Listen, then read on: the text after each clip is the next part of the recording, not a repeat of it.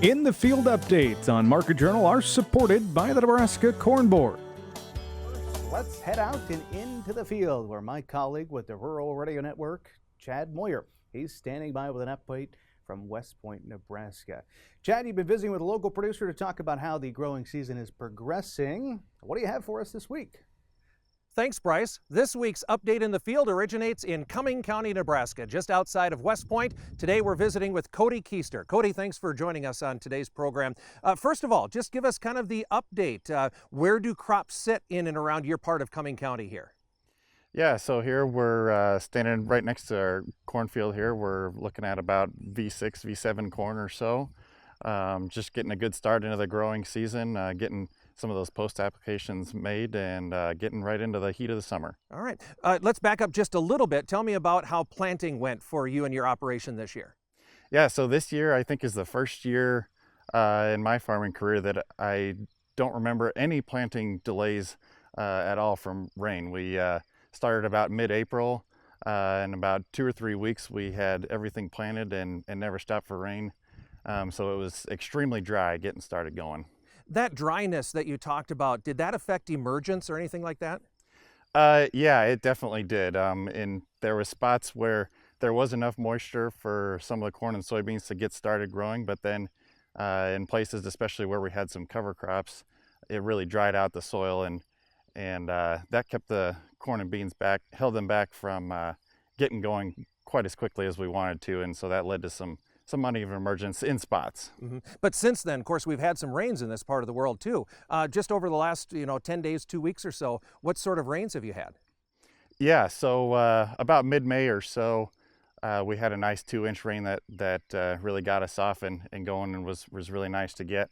But then it turned cool and wet after that, and so that really slowed down our crop progress quite a bit. And then about the start of June, we turned back to dry and hot for about a week, and then after that we went back to some moisture again, and now it looks like going forward here this weekend we might be turning up the heat again. Yeah, I know in this part of Cumming County too there were some severe storms earlier this week. Did any of that affect you, or did you avoid that? It got pretty windy here a couple days ago. The corn here right behind us was leaning over, just about touching the ground, but it sprung back up pretty good and looks all right now here for the most part. Okay, so where we sit right now, what would you say would be the next series of actions or next things that you would do in the field, Cody? So due to a little bit of isolated supply issue with some fertilizer, we weren't able to get our side dress fertilizer on our corn yet, so we're still looking to do that. We've got the corn post sprayed and some of the soybeans, but still got to do a few fields of that yet.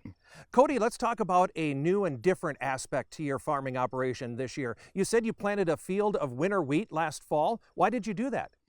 Yeah, so I think our predominant reason for growing the winter wheat is we wanted to get that field into our alfalfa production. We've kind of got a small square hay business going with do quite a few alfalfa small squares, and we wanted to get that winter wheat started last fall and taken off in the summer so that we can plant our alfalfa this fall and have a better first crop next year. We talked about those cool, wet conditions that you experienced before. Was the wheat affected by that, do you think?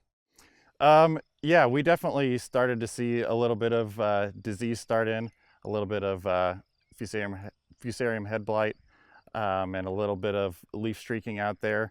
And we were a little bit on the early side, and with the cool, wet conditions that we were having, we went ahead and decided to put an application of a fungicide, a foliar feed, and a fulvic acid there to help drive those products in the plant and help protect from more disease that we thought we were at risk of having. Okay. So Cody, if everything goes to plan, if everything happens like you'd hoped to, explain to me how that is going to play out here this summer. When do you hope to combine, and then how is that going to set you up for the alfalfa crop to follow?